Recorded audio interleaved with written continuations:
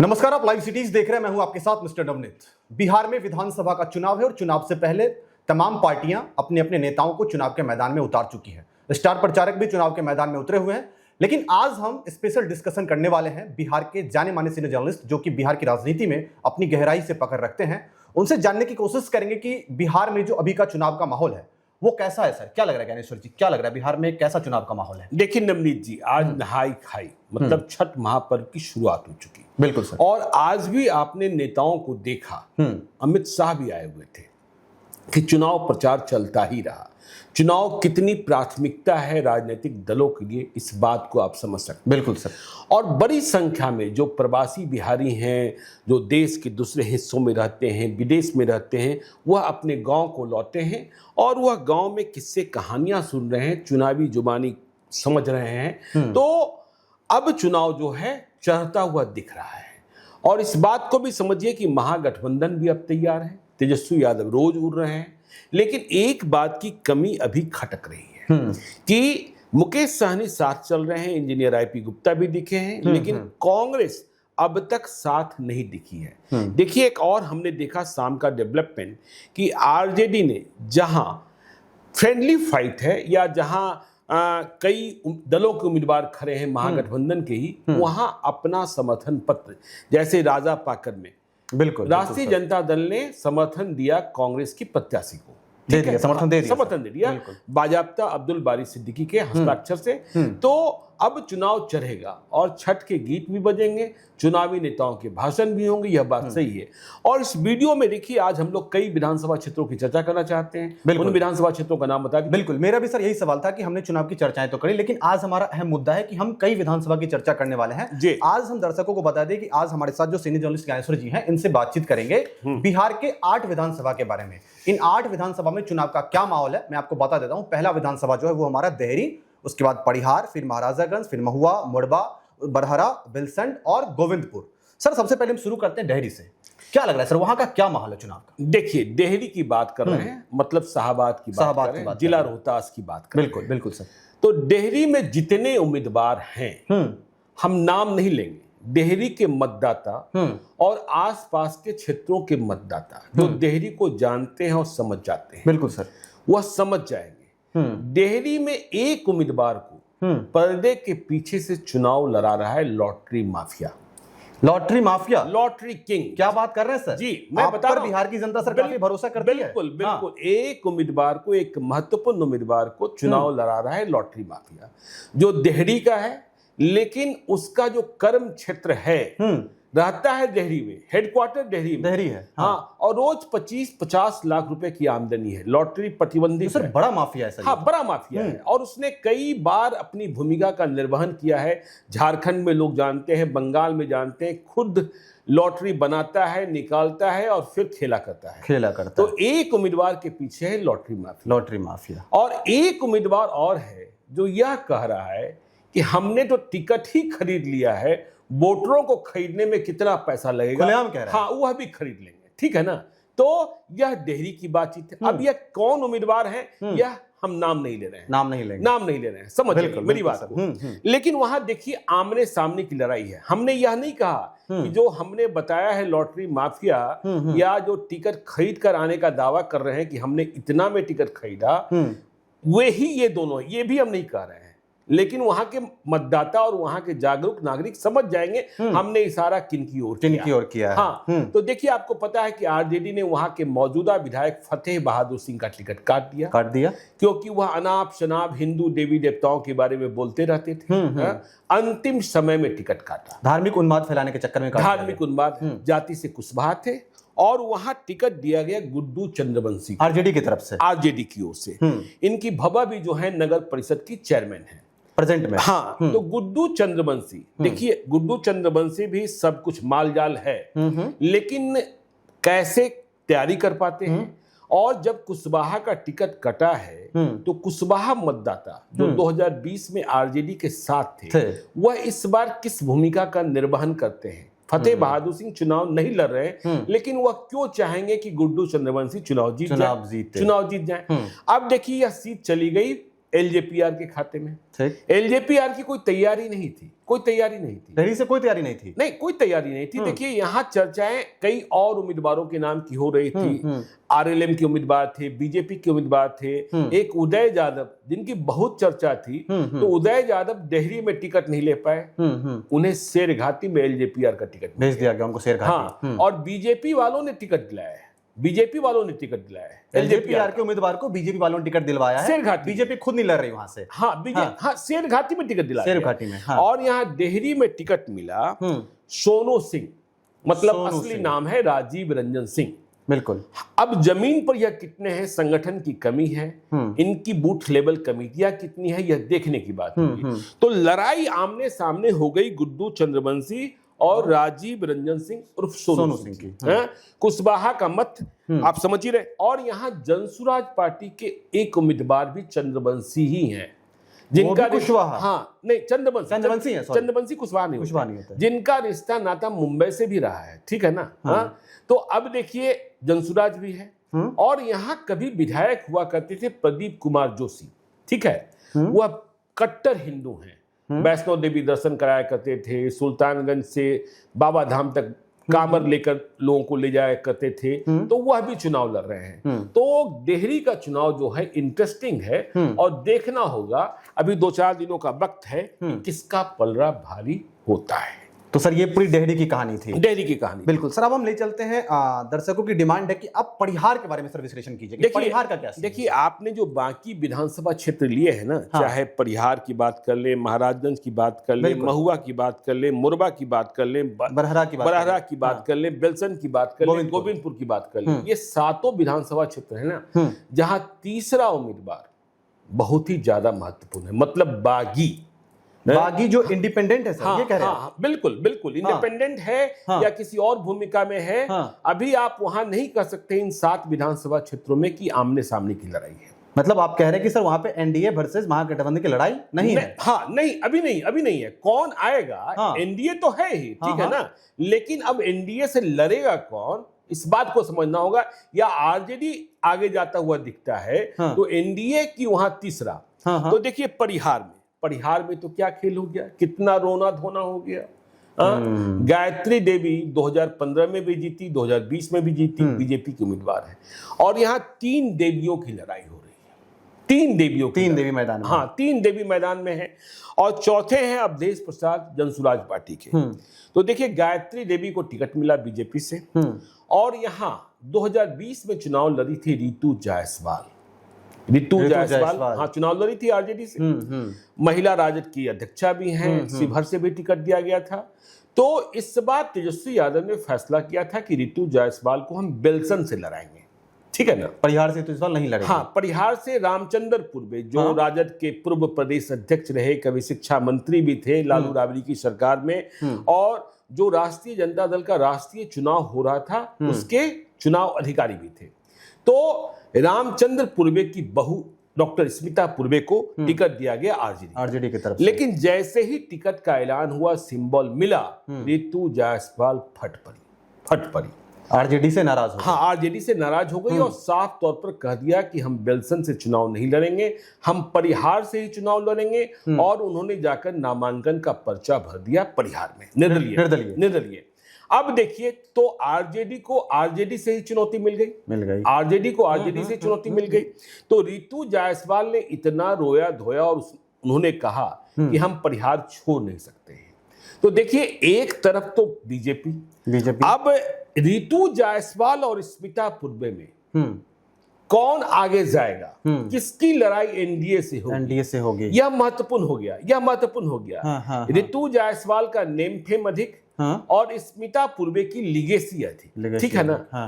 तो अब यह लड़ाई, अब देखिए इस लड़ाई में लालू फैमिली भी फंस गई है, तेजस्वी यादव भी फंस गए हैं। तो स्मिता पूर्वे और रितु जायसवाल में ही पहले लड़ाई होनी है कि आरजेडी के जो, देखिए अब आरजेडी के समर्थक, आरजेडी के नेता, आरजेडी का संगठन वहां किसके साथ खड़ा होता है, रितु जायसवाल या स्मिता के साथ। हाँ, रितु जायसवाल या स्मिता पूर्वे के साथ। तो आपस में ही लड़ रहे हैं आरजेडी वाले।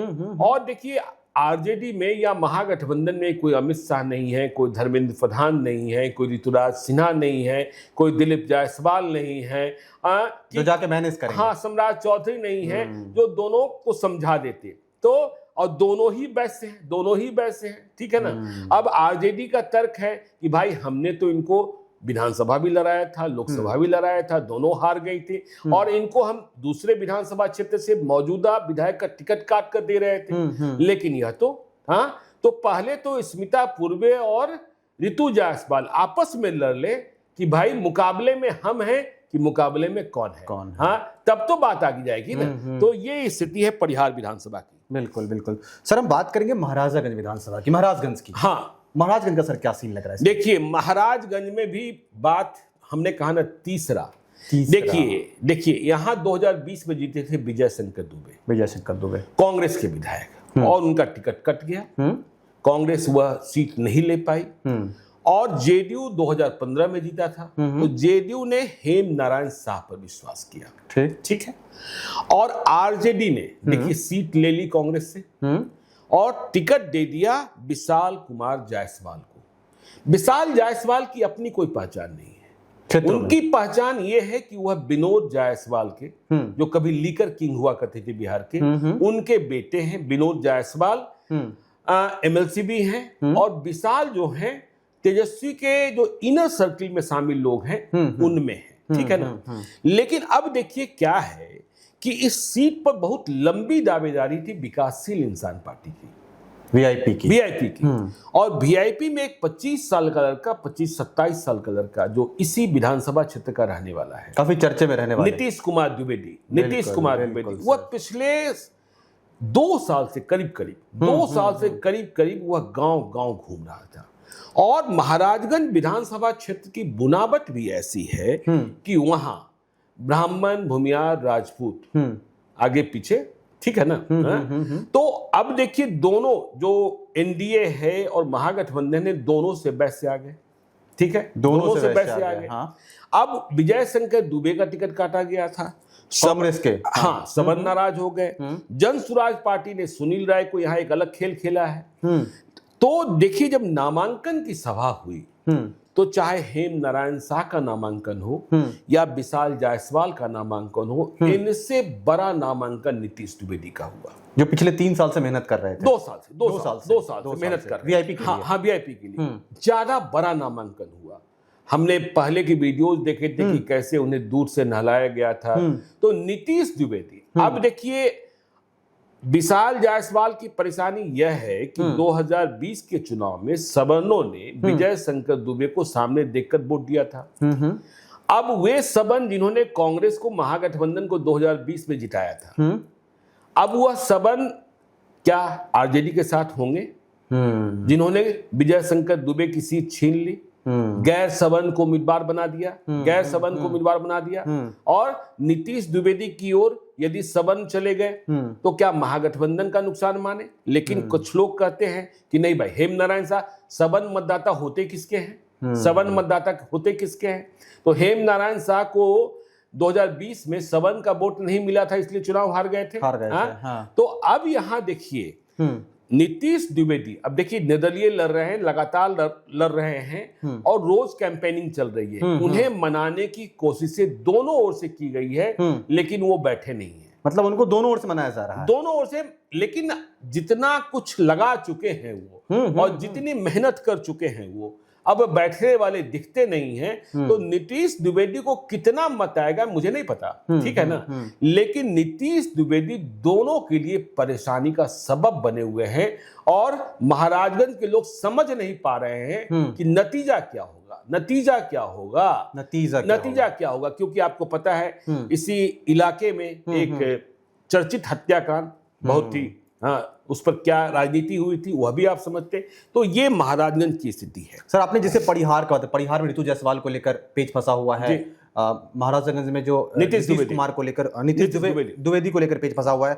सर महुआ का क्या सीन है? महुआ तो काफी हॉट सीट बना हुआ है। देखिए, महुआ की चर्चा तो रोज ही हम लोग कर रहे हैं। क्योंकि रोज वहां कुछ ना कुछ हो ही रहा है। आपके नजरिए से समझना चाहते हैं महुआ को सर, आप कैसे देख रहे हैं? महुआ में देखिए मुकेश रोशन आरजेडी के हैं, पहले से हैं, जिनके लिए तेजस्वी यादव हैं, और तेज प्रताप यादव सामने से हैं अपनी पार्टी से, तेजस्वी यादव के बड़े भाई। और वह कह रहे हैं, भाई हमने कल उनका एक साक्षात्कार देखा, इंटरव्यू देखा, जिसमें पूछा गया था कि महागठबंधन की यदि सरकार बन गई तो क्या आप राजद में वापस जाएंगे यदि आपको कोई जिम्मेदारी मिली? तो तेज प्रताप यादव ने कहा, मुझे मौत पसंद होगी लेकिन राजद में वापसी पसंद, उस पार्टी में जाना हमें पसंद नहीं है। ठीक है, तो लड़ाई इतनी तीखी है। तो तेज प्रताप यादव जो 2015 में चुनाव जीते थे महुआ से, 2020 में चले गए, 2025 में फिर से वापस आए। तो यहाँ के यादवों की तो परीक्षा होनी है ना कि ये यादव जो है मुकेश रोशन, तेजस्वी यादव, लालू यादव के साथ हैं कि तेज प्रताप यादव के साथ हैं, तेज प्रताप यादव के साथ। हाँ, तो यह देखिए। और देखिए अब यहाँ क्या है, संजय सिंह एलजेपीआर को टिकट मिला। चिराग पासवान के पुराने साथी हैं, जाति से राजपूत हैं। यहाँ पहले चर्चा हो रही थी उपेंद्र कुशवाहा के बेटे के लड़ने की, तो यहाँ लड़ाई कुशवाहा बनाम राजपूत की भी हो गई। लेकिन एलजेपीआर को टिकट देने के लिए एलजेपीआर का दावा 2020 से ही, मतलब पहले से ही, 2020 में भी एलजेपी यहाँ से चुनाव लड़ी थी, संजय सिंह अच्छा मत लाए थे। लेकिन आसमा परवीन, यहाँ जेडीयू की असली नेत्री आसमा परवीन, और आसमा परवीन की कैंपेनिंग जैसे चल रही है, वह भी जिस तरीके से हमने परिहार में बताया ऋतु जायसवाल, उसी तरीके से यहाँ शहीद बनी हुई है टिकट के मामले में कि मेरा टिकट कैसे काट दिया गया। और उनके पति, देखिए अब मुसलमान का मत विभाजित होगा तो नुकसान किसको होगा? नुकसान होगा आरजेडी को। लेकिन जेडीयू और बीजेपी के संगठन के लोग भी आसमा परवीन से अब तक कनेक्टेड दिख रहे हैं, हाँ। और जेडीयू वाले कोशिश के बाद भी आसमा परवीन को मना नहीं पाए। आसमा परवीन और शेरनी की तरह चुनाव लड़ रही है, पहले से ज्यादा फॉर्म में है। तो यदि महागठबंधन के लिए तेज प्रताप यादव रास्ते में बाधक बने हुए हैं, तो एनडीए के लिए आसमा परवीन बनी हुई हैं। और यहाँ जनसुराज पार्टी ने भी खेला खेल रखा है, इंद्रजीत प्रधान को उम्मीदवार बना रखा है। तो अब देखिए यह 5 लोगों की लड़ाई है। इस 5 में क्या होता है नहीं होता है, कुछ दिनों का और वक्त लगेगा, बात समझ में आएगी। बिल्कुल। हाँ। सर आपने जिस तरीके से बता रहे हैं, आपने देहरी बताया, परिहार बताया, महराजगंज बताया, अब सर हम चलते हैं आपको मोरबा की तरफ। मोरबा को सर आप अपने चश्मे से कैसे देख रहे हैं? मोरबा का क्या सीन है? समस्तीपुर के मोरबा में जेडीयू फिर फंसती हुई दिखाई पड़ रही है, फिर से फंसती हुई दिखाई पड़ रही है। आपको पता है 2020 के चुनाव में क्या हुआ था? आप तो समस्तीपुर के ही रहने वाले हैं। बिल्कुल सर, बिल्कुल। किस तरीके से रणविजय साहू की लैंडिंग वहां हुई, और किस तरीके से वहां एलजेपी के, मतलब तब तो चिराग पासवान मोदी के हनुमान थे और नीतीश के दुश्मन नंबर 1 बन गए थे। तो उन्होंने अभय सिंह को चुनाव लड़ा दिया था।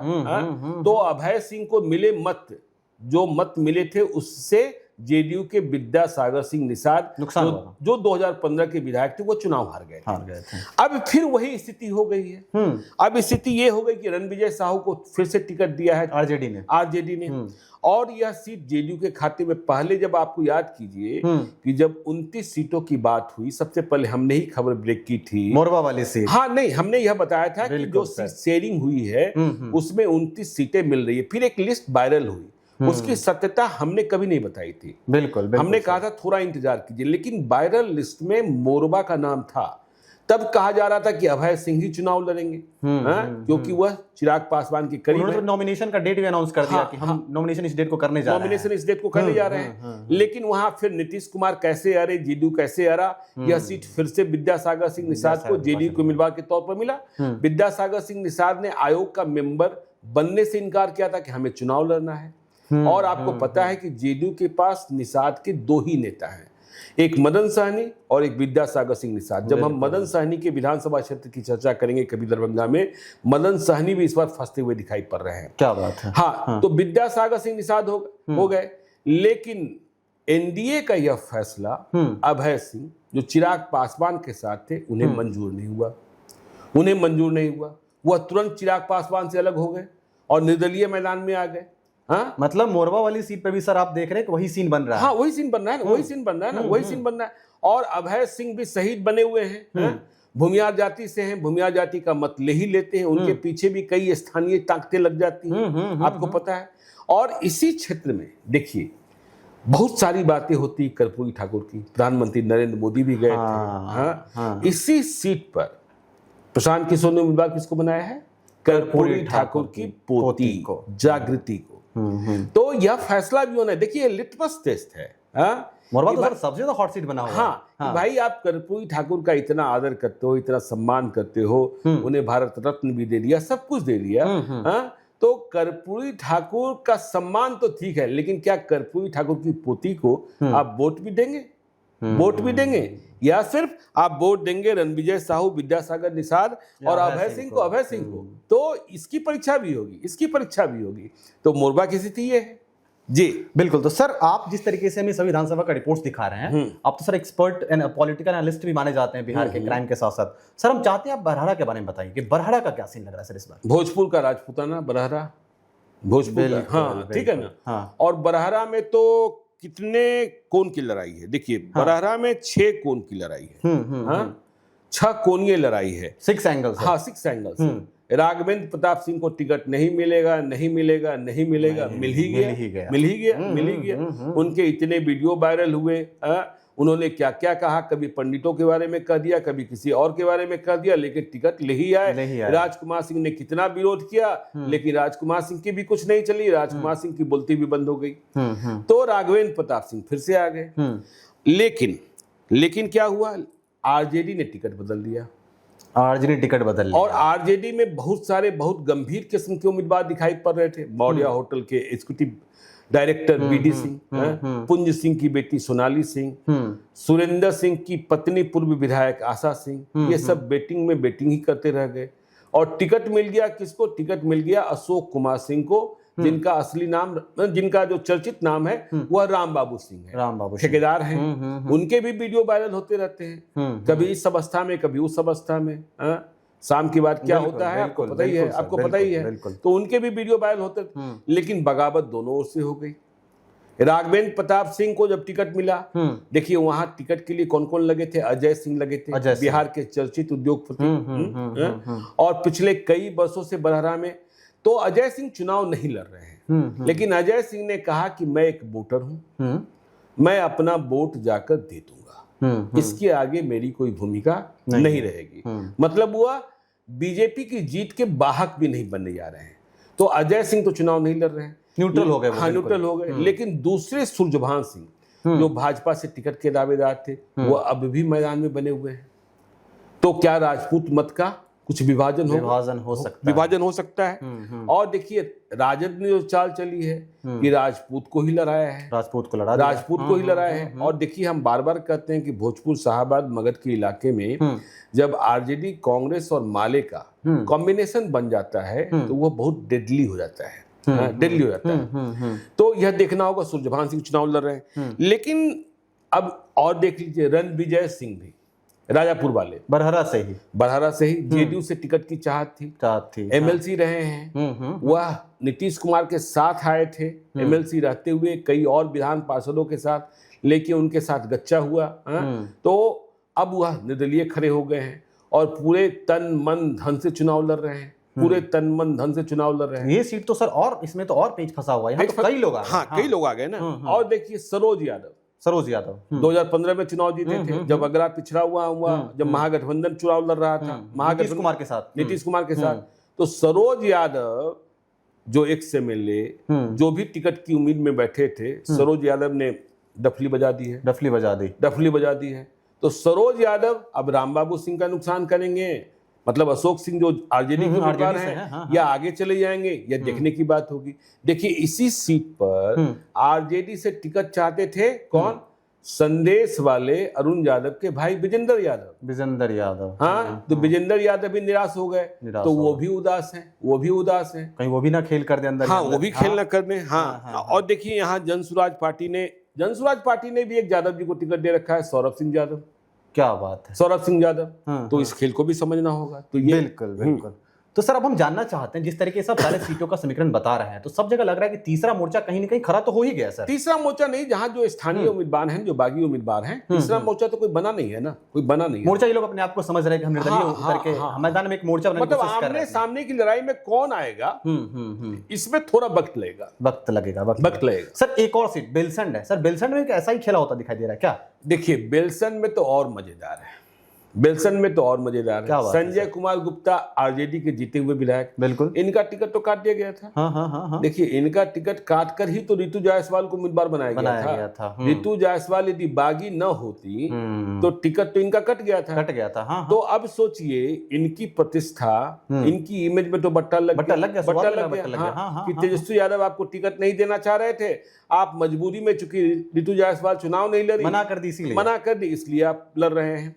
और देखिए यहाँ क्या था, यह सीट जेडीयू की थी, ट्रेडिशनल सीट जेडीयू की थी, ठीक है ना। तो जेडीयू की सीट, लेकिन यह सीट गई एलजेपीआर खाते में।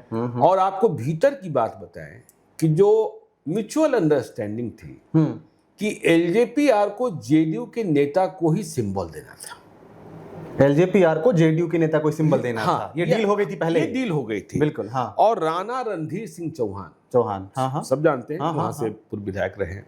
राणा रणधीर सिंह चौहान को ही एलजेपीआर का सिंबल मिलना था। हाँ। इसकी बातचीत सम्राट चौधरी, संजय झा सब लोग कर चुके थे। राणा रणधीर सिंह चौहान को वहां बुला भी लिया गया था दिल्ली में सिंबल देने की, ठीक है ना।